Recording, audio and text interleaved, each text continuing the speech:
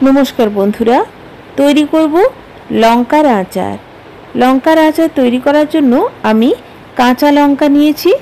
काँचा लंका परिष्कार जले धुए निये लंकार जल झरिये निये परिष्कार कापड़ दिए मुछे लंका शुकनो करे नियेछि। एरपर एकटा छुरी दिए लंका आमी केटे नियेछि। आपनारा आपनादेर पछंद मतो जे कोनो शेपे लंका केटे निते पारेन। एरपर दिए दिচ্ছি लवण। जे कोनो आचारे एकटू लवणटा बेशी व्यवहार करले आचारटा खेते जेमन बेश भालो लागे। एई लवण बेशी देওয়ার फले आचारटा अनेक दिन पर्यन्त भालो थाके। देखुन चामचे करे लवण दिए लंका माखिए निচ্ছি। एरपर एकटा फ्राइंग पैनेर मध्य एक चामच मेथी, एक चामच मौरी, एक चामच गोटा जिरे, एक चामच गोटा धने निয়েছি।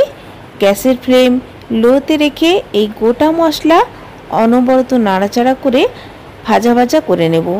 बेशी भाजबेन ना, हालका करे भेजे निते हबे गैसेर फ्लेम लोते रेखे।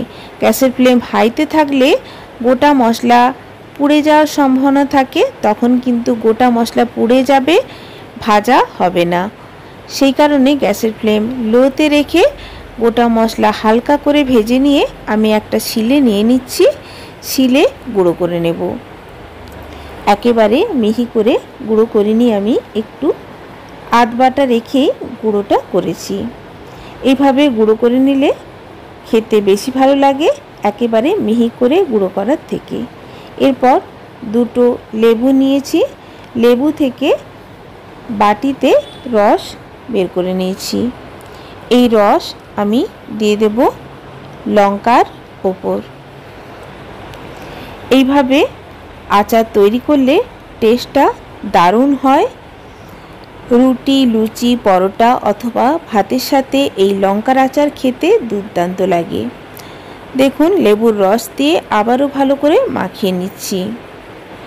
বেশ অনেক দিন পর্যন্ত এটা আপনারা ফ্রিজের বাইরে রেখেও খেতে পারেন।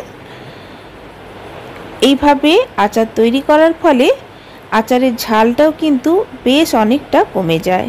দেখুন কালারের জন্য আমি এখানে একটু কাশ্মীরি রেড চিলি পাউডার দিয়েছি।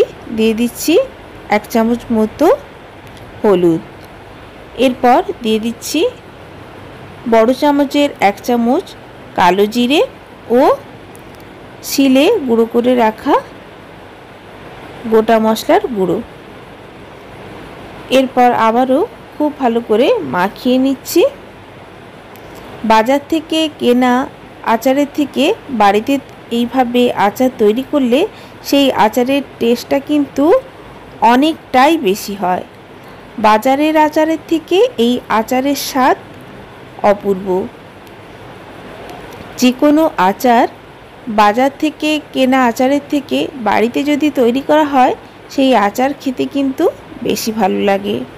অবশ্যই এইভাবে একবার আচার আপনারা তৈরি করে দেখুন, দেখবেন আপনাদেরও খুব ভালো লাগবে। দেখুন গুঁড়ো মশলা ও গোটা কালো জিরে মাখিয়ে নিয়েছি।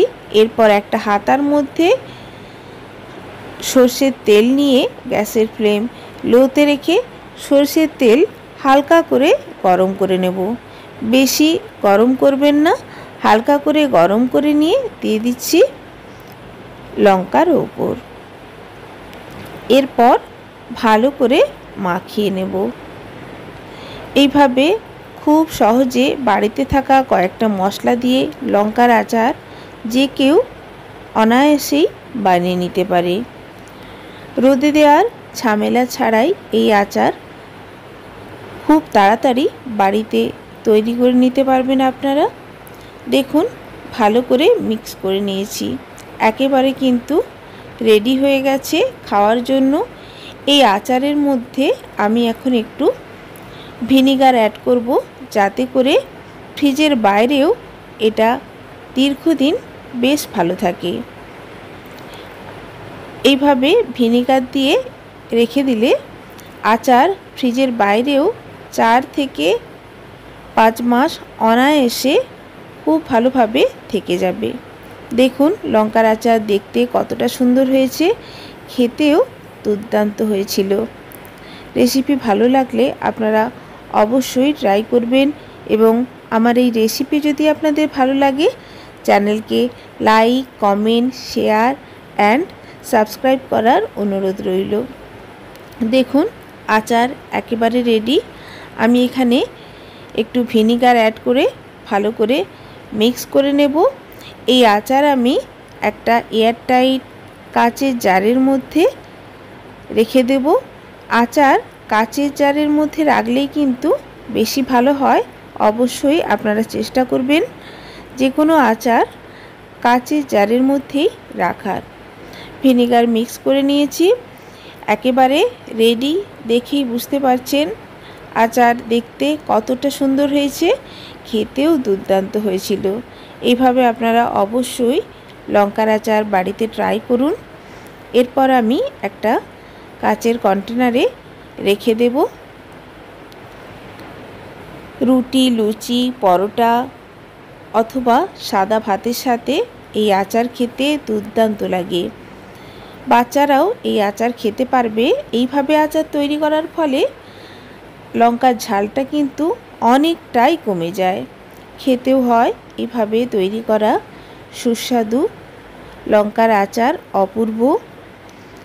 কোনো সময় যদি রুটি, লুচি বা পরোটার সাথে তরকারি আমরা সঙ্গে সঙ্গে না তৈরি করতে পারি, এভাবে লঙ্কার আচার দিয়েও এটা আপনারা সার্ভ করতে পারবেন। তাই অবশ্যই বাড়িতে এইভাবে একটু লঙ্কার আচার তৈরি করে রাখার চেষ্টা করবেন, অপূর্ব স্বাদের হয়। ধন্যবাদ।